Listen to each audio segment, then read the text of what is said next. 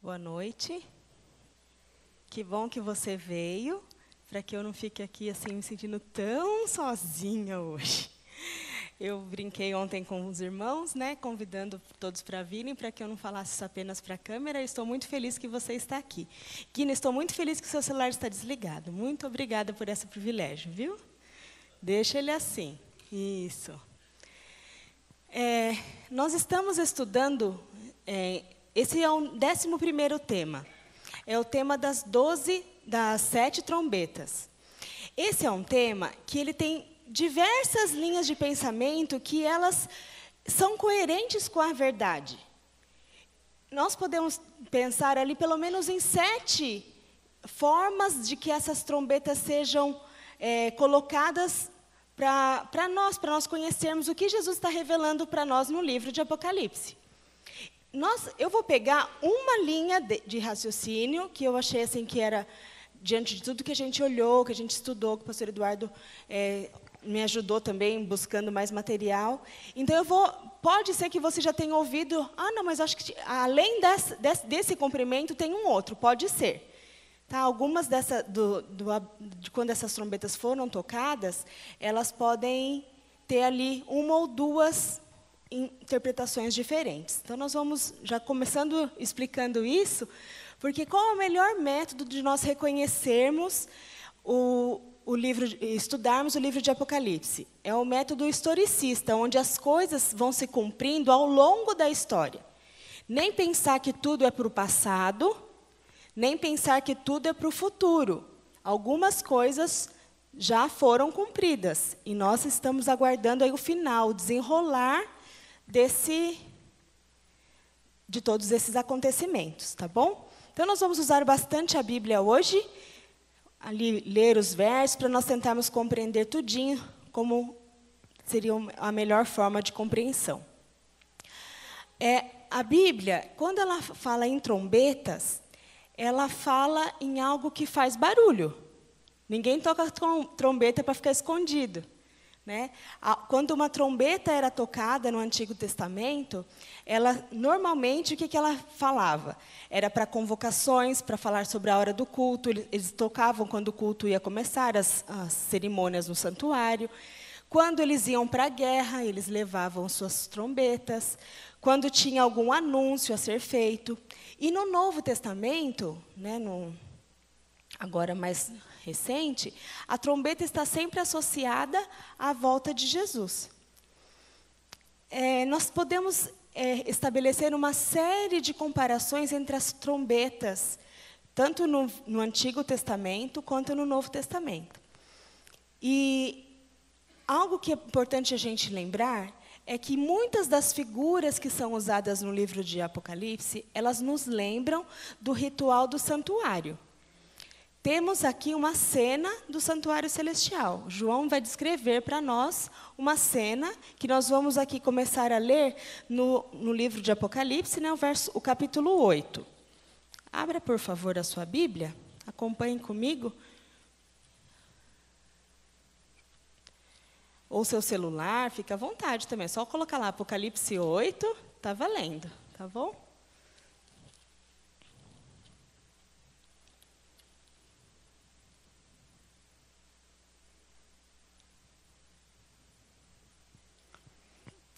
Nós vamos ler aqui essa introdução, começando do primeiro versículo. Quando o Cordeiro abriu o 7º selo, houve silêncio no céu cerca de meia hora. Então, vi os 7 anjos que se acham em pé diante de Deus, e lhes foram dadas 7 trombetas. Vi outro anjo que ficou em pé junto ao altar com um incensário de ouro, e foi-lhe dado muito incenso para oferecê-lo com as orações de todos os santos sobre o altar de ouro que se acha diante do trono. E na mão do anjo subiu a presença de Deus, e da mão do anjo subiu a presença de Deus a fumaça do incenso, com as orações dos santos. E o anjo tomou o incensário, encheu-o de fogo no altar e o atirou à terra. E houve trovões, vozes, relâmpagos e terremotos. Então os 7 anjos tinham 7 trombetas preparadas para tocar. Essa era uma cena conhecida do povo judeu. Durante todo o dia no santuário, o serviço do santuário era receber ali as pessoas com a sua oferta, e essa oferta, então, ela era queimada ali no altar, e ao fim do dia, o sacerdote pegava esse incenso, levava lá para dentro, no lugar santo, espalhava o incenso ali, e saía. E nessa hora, ele jogava o incensário ao chão e fazia muito barulho. E nesse momento, 7 sacerdotes tocavam 7 trombetas, cada uma trombeta, e era o anúncio de que o sacrifício daquele dia tinha terminado. O serviço ali tinha terminado. Então, essa era uma figura que eles conheciam, eles sabiam do que eles estavam falando, mas aqui na visão de João, isso se repete no santuário celestial, lá onde Jesus está. Então, sabendo disso, nós podemos entender, então, que as trombetas de Deus, elas não são o juízo final, não é algo que vai acontecer ainda. Ela está falando claramente sobre o propósito de Deus durante toda a história. Cada trombeta foi tocada em um momento nesta visão aqui. Nessa visão, elas não são tocadas todas juntas. Então, cada anjo pegou sua trombeta e tocou em um momento. E nós vamos estudar isso agora, ver o que significa cada trombeta. As primeiras 4 trombetas, não fica tão... não é assim... não é tão fácil definir o comprimento histórico preciso das profecias, principalmente as 7 trombetas. A interpretação sugerida necessita ser discutida em termos da validade da análise do discurso bíblico e de seu comprimento histórico. A visão que apresentaremos, que nós vamos falar hoje, é um consenso na maioria entre os teólogos. São, como eu disse no começo, são várias, tem algumas possibilidades, mas nós vamos falar aquelas que são mais abrangentes. O que acontece quando o anjo toca a primeira trombeta? Vamos ver ali no Apocalipse? Então, nós continuamos no livro de Apocalipse, capítulo 8, o versículo 7. O primeiro anjo tocou a trombeta, e houve saraiva e fogo de mistura com sangue, e foram atirados à terra. Foi então queimada a 1/3 parte da terra, e das árvores também toda a erva verde. Saraiva é uma chuva de granizo. Então, houve ali uma figura. Nós podemos ver ali em Ezequiel 38, 21 e 22, e também no Salmo 11, 6, que fogo, sangue, saraiva são figuras de juízo na Bíblia. É quando Deus está levando a termo alguma situação. Ele não concordou com a forma como aquelas pessoas estão vivendo, e então ele mostra ali o seu poder para resgatar essas pessoas e mostrar uma outra forma de viver. Quando ele fala que a 1/3 parte, sempre quando fala-se a 1/3 parte, é uma medida incompleta, é uma medida imparcial, não é? Senão você tem certeza, porque você teria que saber quanto é o todo para saber quanto é a 1/3 parte. Então, você imagina, se for muitos, é a 1/3 parte, mas você não tem ali a medida precisa. Em seu discurso profético, Jesus também advertiu os discípulos sobre guerras, está lá em Mateus 24, 6. E esse paralelo, ele nos mostra que a primeira trombeta, uma das situações que ela pode ser anunciada, é a invasão do norte de Roma, mas também os cumprimentos ali dos juízos que se abateram sobre Jerusalém no ano 70. Então, existe um paralelo muito grande de que isso seja o começo ali desse período histórico. Então, a trombeta, ela cumpre os juízos divinos, primeiro na destruição de Jerusalém, e depois em sucessivas perseguições dos imperadores romanos, até por volta do ano 135.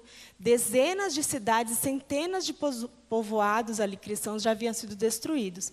Então, ela fala muito dessa destruição da primeira parte da igreja. Vamos lá. O que acontece, então, agora na segunda trombeta? A gente continua a leitura no versículo 8 até o 9. O segundo anjo tocou a trombeta e como que grande montanha ardendo em chamas foi atirada ao ar, cuja terça parte se tornou em sangue. E morreu terça parte da criação que tinha vida, existente no mar, foi destruída a terça parte das embarcações. Novamente, aí nós temos esse número que ele não é preciso, a terça parte. O texto fala de uma grande montanha. Montanha ou monte aparecem na Bíblia como símbolo de um povo, nação ou poder. Se você quiser anotar, depois a gente tem todos esses versos. Por exemplo, lá em Isaías 2, 2 e 3, Daniel 2, 35, e Ezequiel 35, 2, 7 e 8, são os lugares onde montanhas estão relacionadas a esses símbolos, de povo, nação ou poder. O fogo simboliza o poder de julgar e destruir. Isso está em Isaías 10, 16 a 17. E o mar representa povos, nações, multidões ou línguas. Isso também está em Apocalipse 17, 15. Transformar-se em sangue é um símbolo de guerra e de derramamento de sangue. Logo, essa trombeta remete às invasões das tribos bárbaras, que finalmente provocaram a queda do Império Romano do Ocidente. De fato, depois do ano 70, quando Jerusalém foi destruída, Roma Imperial passou a ser vista como uma nova Babilônia, como aquela que havia sido destruída no templo, que havia destruído o templo dos judeus e a cidade de Jerusalém. Isso está em 1 Pedro 5,13. Aqui nós também podemos lembrar daquela profecia de Daniel. Daniel 2, ele fala que 10 reinos acabariam por minar o poder ali de Roma. Lembram disso? Ali na figura da estátua, os 10 dedos se sucederiam à perna de ferro, que simbolizava o reino de Roma, e aqueles reinos, eles eram em parte ferro e em parte barro, que significava que alguns reinos eram até fortes e outros fracos, mas não há liga entre ferro e barro. Então, por mais que eles tentassem ser uma coisa só, isso não seria possível. E também nós podemos ver aqui que eles, como gafanhotos, né, devoradores, eles assolaram tudo que eles encontravam pela frente. Esse império, essa trombeta, permaneceu até o ano da morte, até 476 depois de Cristo, né, ano Domini, no momento em que Rômulo Augusto morre. Esse era o último imperador de Roma. Então, depois dele, a gente já passa mais um período até que seja tocada a terceira trombeta. O que acontece na terceira trombeta? Vamos ler? Alguém pode ler para mim, por favor? Senão fica...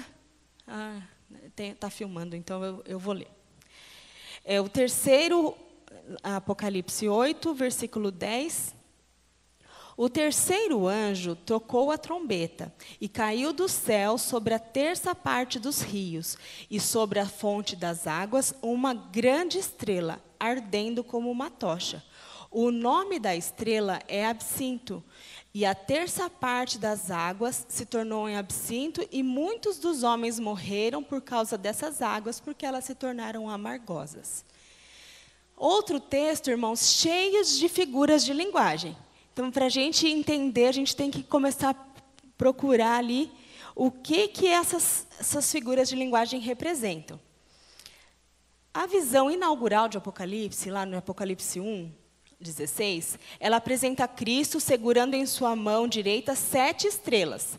E essas estrelas simbolizam o anjo das sete igrejas, que está lá em Apocalipse 1, versículo 12. E Apocalipse 12, 1 também usa as estrelas como símbolo de dirigentes do povo de Deus. O número 12, aqui, ele está representado tanto no Antigo Testamento, quando fala dos 12 patriarcas, e também no Novo Testamento, quando fala dos 12 apóstolos. Essa figura mostra que a Igreja de Deus existe em todas as épocas. Até escrevi bem grande aqui, todas as épocas. Então, Deus está no controle do seu povo desde o começo do universo, desde a fundação do mundo. E aqui nós temos essa diferenciação. Ao longo, o que significa aqui quando a terceira trombeta é tocada? É um período de tempo onde pequenos detalhes que contradizem a fé original cristã, que não são baseadas na Bíblia, quando essas pequenas coisas começam a entrar no cristianismo. Quase que imperceptivelmente, alguns costumes pagãos tiveram ingresso na igreja cristã. E isso, corrompendo, né, os costumes, faz com que a igreja ela fosse se enfraquecendo em relação à verdade apresentada. Algo que fala muito bem aqui, quando fala das águas, né, da terceira trombeta, a queda dessa estrela na terceira trombeta simboliza a apostasia da igreja cristã, um afastamento coletivo da verdade. Então, eles foram permitindo que algumas regras que não existiam quando Jesus fundou a igreja, por exemplo, o batismo das crianças, a oração aos mortos, a guarda do domingo, outros temas que foram entrando na igreja quase que imperceptivelmente, e as pessoas foram passando a aceitar esses novos costumes. Esse é o tocar. A terceira trombeta, ela toca para anunciar que isso começou a acontecer. Era para as pessoas terem se dado conta e rejeitado. Mas a maioria das pessoas aceitou essas regras que não fazem parte do plano de Deus para a sua igreja. Eu acho interessante, tem uma frase que eu gostei do estudo, ele diz assim: como resultado, os ensinos da igreja e as formalidades religiosas seriam como águas amargosas, mortais para os homens. Então, essa água amargosa que ela diz ali é essa religião misturada, né? O vinho puro e o absinto. Mas e a quarta trombeta? Essa tem um texto um pouco maior. Eu vou ler com vocês ali Apocalipse 8, no versículo 12 até o 13. O quarto anjo tocou a trombeta e foi ferida a terça parte do sol, da lua e das estrelas, para que a terça parte deles escurecesse, e na sua terça parte não brilhasse, tanto o dia como também a noite. Então vi e ouvi uma águia que, voando pelo alto do céu, dizia em grande voz: ai, ai, ai dos que moram na terra, por causa das restantes vozes das trombetas dos 3 anjos que ainda hão de tocar. Aqui nós já temos um anúncio de que as 3 últimas trombetas trariam um juízo, trariam um anúncio de arrependimento mais difícil, mais incisivo da parte de Deus. O que acontece, então, quando o anjo toca a quarta trombeta? A quarta trombeta atinge o sol, a lua, as estrelas. Este é o conjunto de astros que foi criado por Deus para iluminar a terra. Quando Deus pronunciou a condenação do Egito, através do profeta Ezequiel, ele declarou: ao sol encobrirei com uma nuvem, e a lua não deixará de resplandecer a sua luz. Todas as brilhantes luzes do céu enegrecerei sobre ti, e trarei trevas sobre a tua terra, diz o Senhor Jeová. Isso está escrito em Ezequiel 32, 7 e 8. As trevas preditas sobre o Egito não era simples escuridão física. Se nós não temos luz, não temos... Imagine como era antes, quando não se tinha eletricidade, não se tinha lâmpada. Então, se não houvesse estrelas, se não houvesse a lua, a noite seria completamente escura. Esse aqui retrata um período muito escuro da história.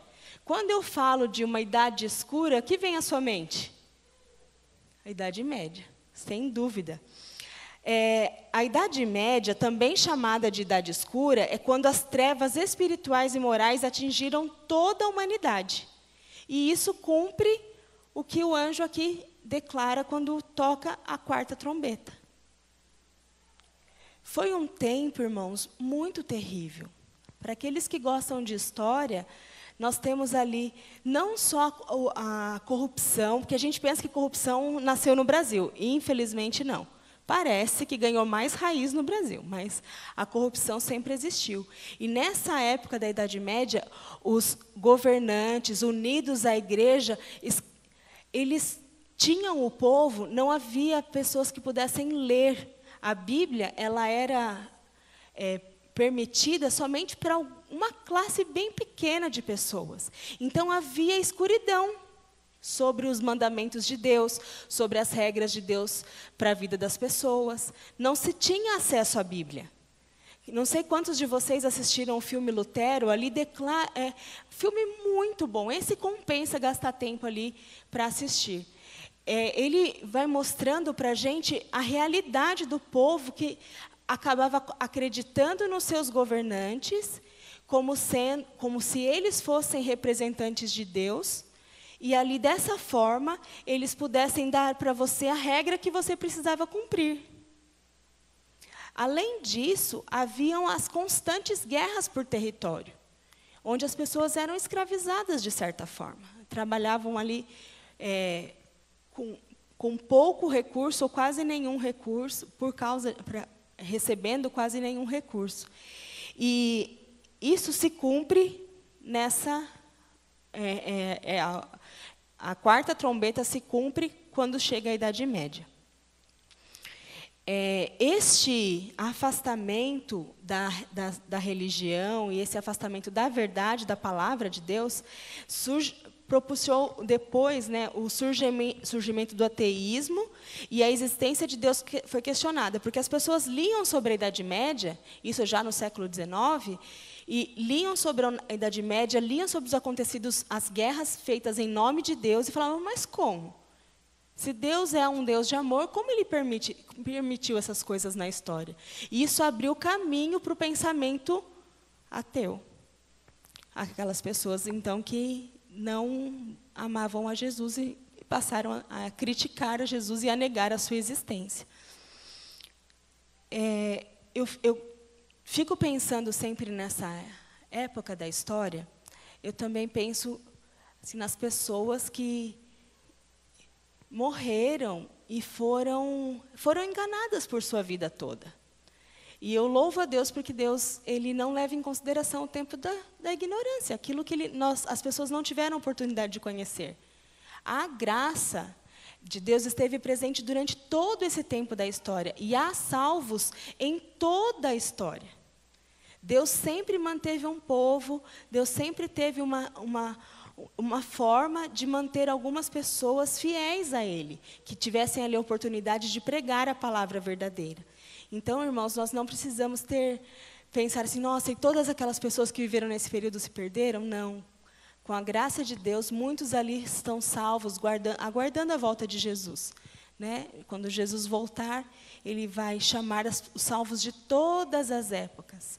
E essas pessoas poderão conversar conosco, e nós poderemos conhecê-los e saber as lutas que elas viveram, e nós poderemos contar as nossas, mas mais do que as lutas, contarmos as vitórias que temos a cada momento. Aí chega,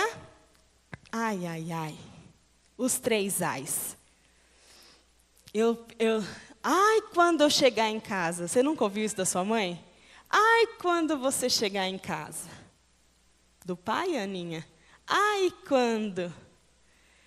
E esse juízo, eu acho que foi daqui que a gente sabe, quando fez alguma coisa errada na casa da tia, da madrinha, quando chegar em casa vai conversar, Então, lá na minha casa era assim, quando a gente era criança, a minha irmã e eu, a minha mãe às vezes falava, quando eu chegar em casa. Não tinha conversa, gente. Ela sabia que quando, não prometia bater, mas quando falava que ia bater, daí não tinha conversa.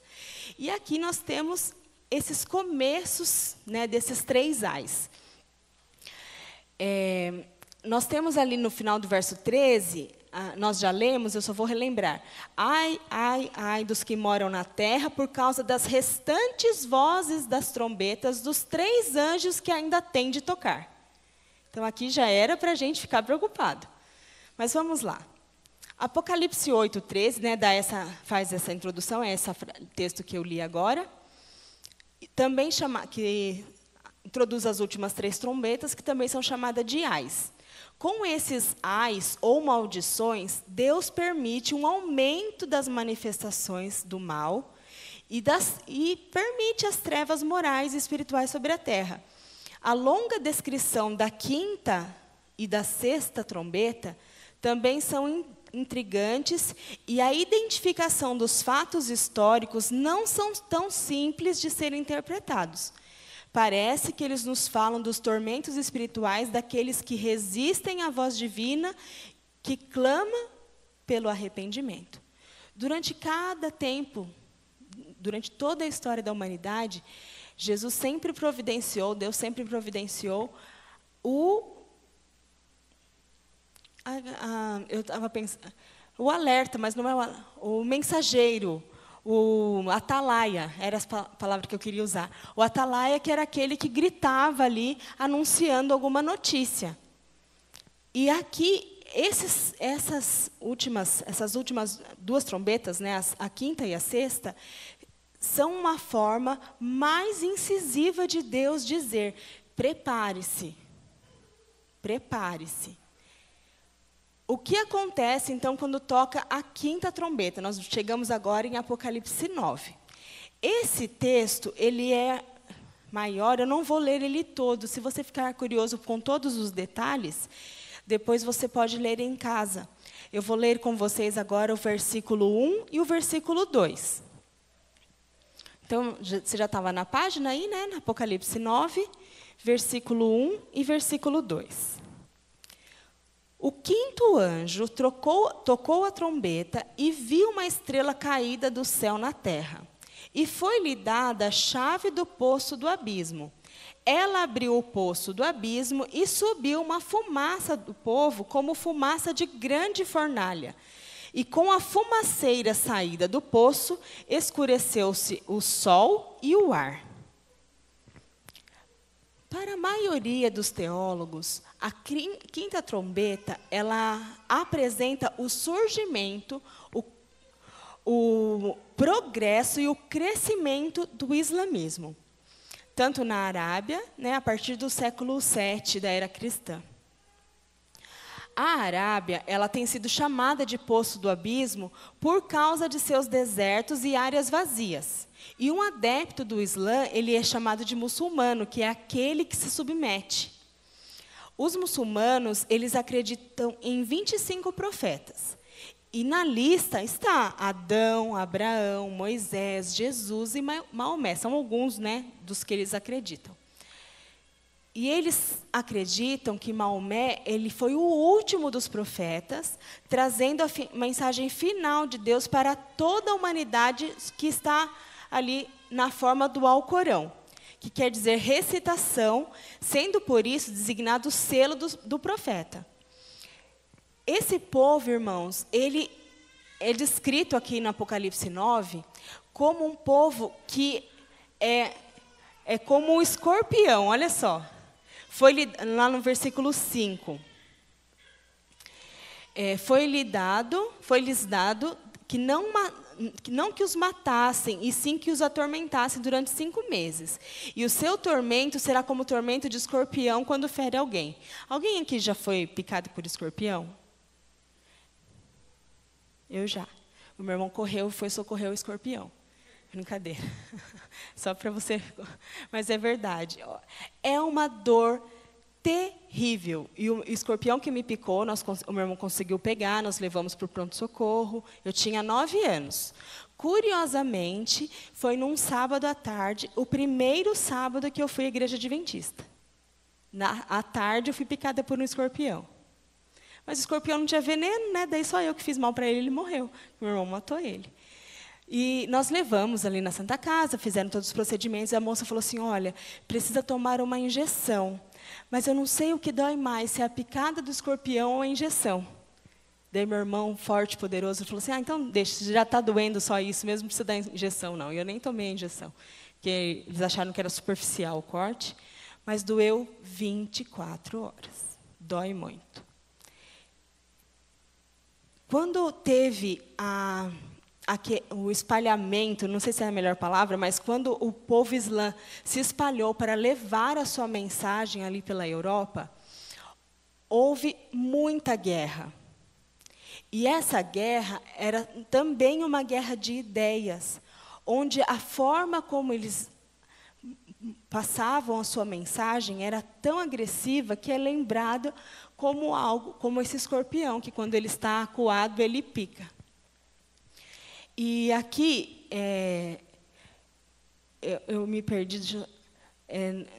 Maomé seria, para muitos estudiosos do Apocalipse, como essa estrela caída aqui. Que, aqui em Apocalipse 9, 1-2, ele fala dessa estrela que caiu. Essa estrela também ela iluminou uma parte do mundo que não tinha luz sobre o Evangelho.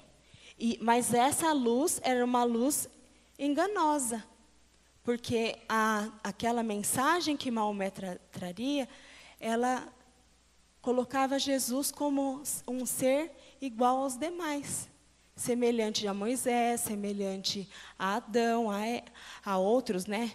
Até Abraão, Isaac, Jacó. Então, são muitos e se espalham sobre a terra. Mas aqui, eles também falam de um tempo de dano, um período de tormento. Nós vamos ler, olha, o 5 e o 10, aqui do Apocalipse 9. Eu já li o 5, e agora nós vamos ler o 10.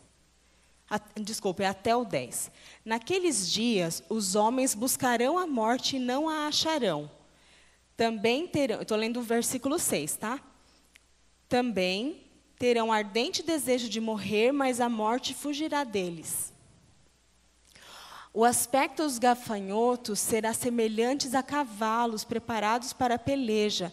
Na sua cabeça havia que como coroas parecendo de ouro, e o seu rosto era como o rosto de homem. Tinham também cabelos como cabelos de mulher, e seus dentes como dentes de leão.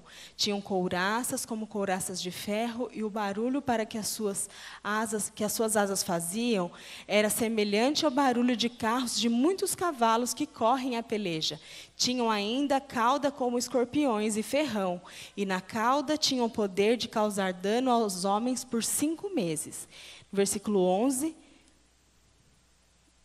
E tinham sobre eles também o seu rei, o seu anjo do abismo, cujo nome em hebraico é Abaddon, e em grego Apolion. O primeiro ai passou, e eis que depois dessas coisas vem ainda mais 2 ais.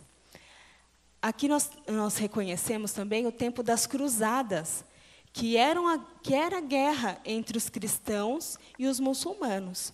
E os livros de história, os relatos daquela época, dizem que a pressão psicológica nas prisões eram tão grandes que as pessoas pediam para morrer. Era melhor morrer do que ficar ali preso. Então, aqui você vê que o texto ele é bem, apesar de ser uma linguagem metafórica, ela não é de toda, né? A Bíblia o Apocalipse sempre tem ali aquelas pinceladas de coisas que se aproximam da verdade para que a gente consiga entender o que está sendo dito. E aqui, então, o anjo toca a 6ª trombeta. Essa trombeta nós vamos ler agora, é do 13 até o 15. Desculpa, eu não falei do tempo. Aqui ele fala do tempo. A profecia revela que surgiria um rei que era o destruidor, que é esse Abaddon e Apolion. Apocalipse 9:11 que nós lemos. Junto com seus súditos, eles são representados pelos turcos otomanos, que assolariam as províncias do Império Romano do Oriente.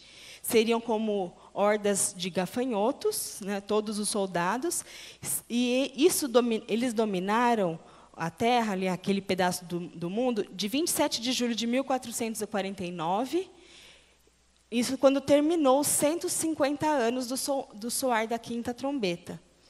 Então, esse é considerado o primeiro ai. Todo esse período ali que teve as cruzadas, que teve ali tanto o surgimento do Alcorão, né, da religião muçulmana, e também depois o seu término nesse sentido ali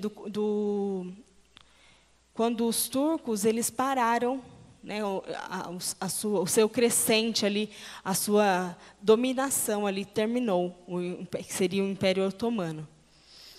E daí nós chegamos agora à 6ª trombeta. Quando o anjo toca a sexta trombeta, 4 anjos que se encontravam atados junto ao rio Eufrates são soltos. Isso está lá no versículo 13 ao 15, que nós vamos ler agora.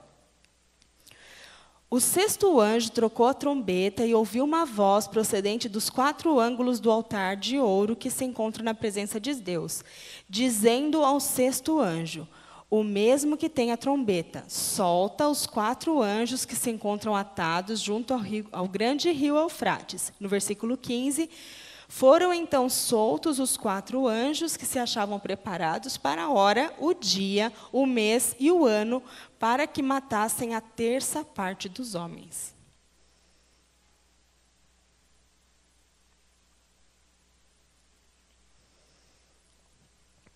Alguns têm entendido que esses 4 anjos se aplicam, né, a 4 principais do Império Otomano.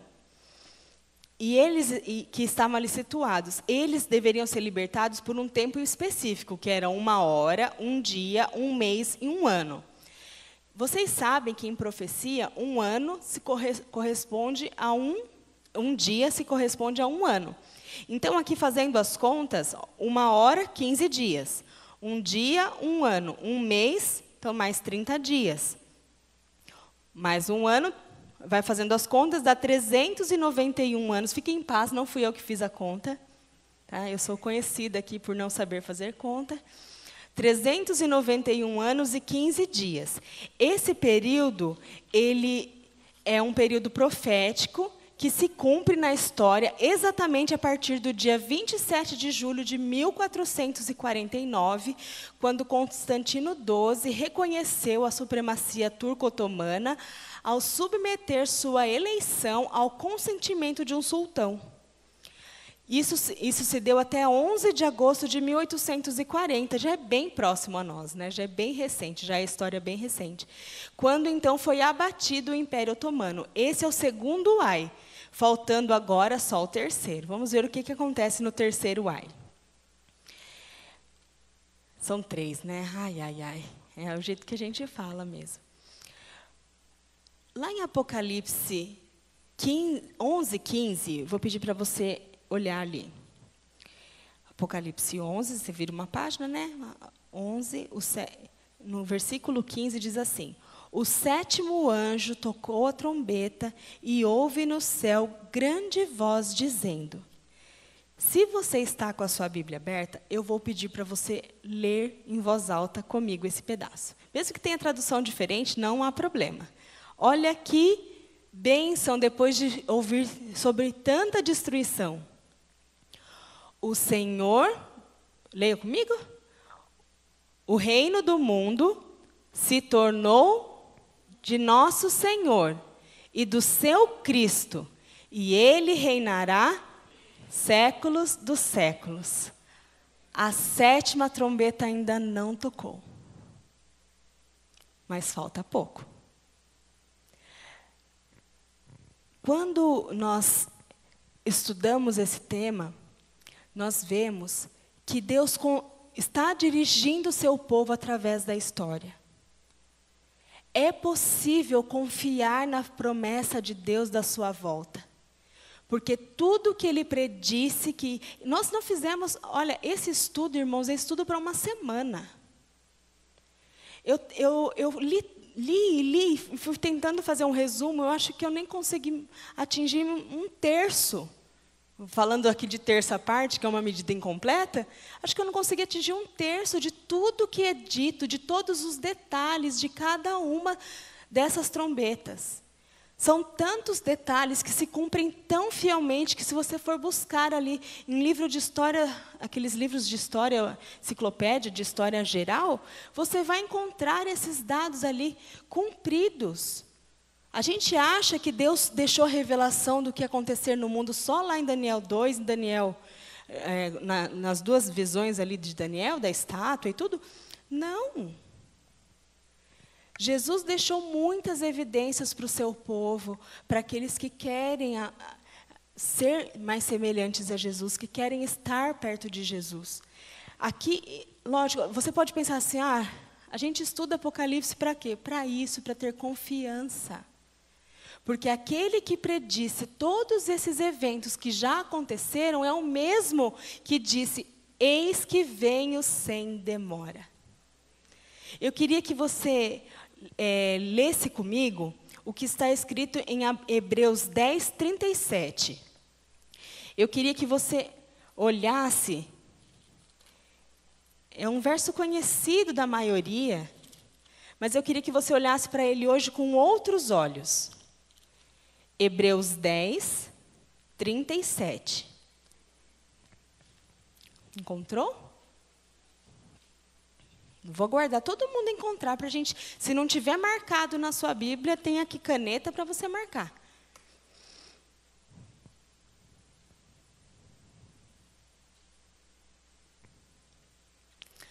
Porque ainda dentro de pouco tempo, aquele que há de vir, virá, e não tardará. E se você quiser continuar, o 38, todavia o meu justo viverá pela fé. Tem alguma Bíblia que diz um poucochinho? Um poucochinho de tempo? Não? Tem algumas traduções que esse verso diz assim: porque mais um poucochinho de tempo e aquele que há de vir virá. É só mais um pouco. Até a sexta trombeta, Jesus era aquele que estava para vir. Quando a sétima trombeta é tocada, a sua vinda é uma realidade. É o quinto reino tão esperado no sonho de Daniel 2, representado por aquela pedra que foi cortada sem auxílio de mãos. Lembram-se dessa história? E que ela destrói a estátua e enche toda a terra. Jesus está voltando. Os eventos que nós temos visto no nosso planeta, eles nos mostram que nós estamos bem perto. A porta da graça ainda está aberta. E hoje é um tempo de decidir. Eu quero fazer parte desse povo que aguarda a volta de Jesus. Como se diz no mundo do futebol, estamos nos últimos minutos do segundo tempo. 45, né? Aquela prorrogação ali. Todos os anjos dos céus, meus irmãos, olham atentamente para cada ser humano, no desejo que seus corações se rendam à graça maravilhosa de Jesus.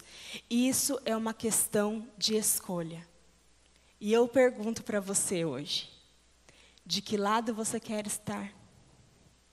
Eu quero estar do lado daqueles que vão ficar felizes com a volta de Jesus. E desejo isso para a sua família também. Que Deus nos abençoe nessa noite, essa nova semana. Que essa esperança de logo virmos a Jesus, ela se renove cada manhã, durante essa semana toda. Para que quando nós nos encontrarmos de novo, ou na quarta, ou no sábado pela manhã, nós possamos estar olhando para as pessoas que vão subir conosco para o céu. Que Deus abençoe você e a sua família.